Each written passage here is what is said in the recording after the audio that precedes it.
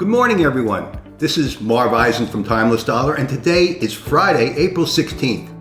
Starting out looking at MarketWatch's economic calendar, let's see if we can determine a few things that'll give us a hint, a heads up on which way the market is going to go today.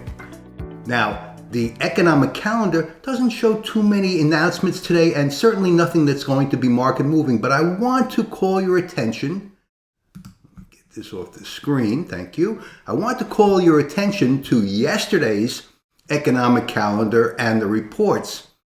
Retail sales median forecast was 6.1%. The actual number came in at 9.8%. Retail ex autos forecast 5.3. The number came in at 8.4. The Philadelphia Fed Manufacturing Index. Manufacturing has been sluggish in the United States for a long time, but still, the forecast was 42. The number came in at 50. Empire State Manufacturing Index, similarly, the forecast was 20. The number came in at 26. Are you getting a picture of something? Are you getting a picture of blue skies, good news? The party is not over, and you are welcome to join.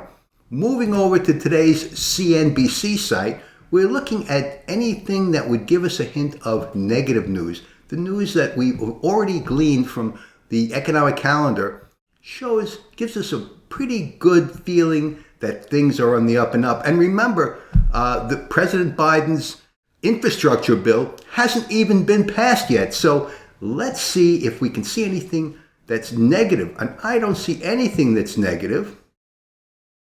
And look, up here, 10-year treasuries backed off from 1.6. Moving over to the Emini, this is the micro Emini chart from yesterday, and I have two vertical lines drawn between the opening and closing hours. Look what happened yesterday. The good news had not already been written in yet, so the market started out at 9:30 at 41.43 or thereabouts and traded basically nowhere for the first half hour, and then boom, at 10 o'clock, the market shot up from 41.43 to 41.54, 55, a 12-point gain. And that would have been a very nice day if you were holding on the positive side. And then you could have, at 10:30 or so, left your screen, closed your position, had breakfast or whatever you wanted to do, come back in the afternoon. Who cares what happened at midday? Start looking at the afternoon at 3 o'clock. 3 o'clock, the market had been meandering up and down between 41.56 and 41.61. But look, at 3:30, the market didn't hesitate and went positively from 41.55 to 41.62. So all you had to do was jump on. Even if you jumped on at 9:30 at market open, feeling very good, you would have been nicely rewarded. Get off at 10:30, have breakfast, do whatever, and then come back at 2:30, 3 o'clock. And if you were feeling good, and certainly stochastics would support that feeling, just take a position, set an aggressive stop, and you're off to the races. You could have made 20 points easily yesterday. Let's move forward to where we are today. This is a 5-minute chart, and there are 2 points between each horizontal line. The market is starting off, well, today is about just before 9 a.m. The market seems to be trading at 41.71, so about 7 points from where it closed yesterday. Do you think the party's over? This is still the news that's going to carry forward today. Look out for the head fake.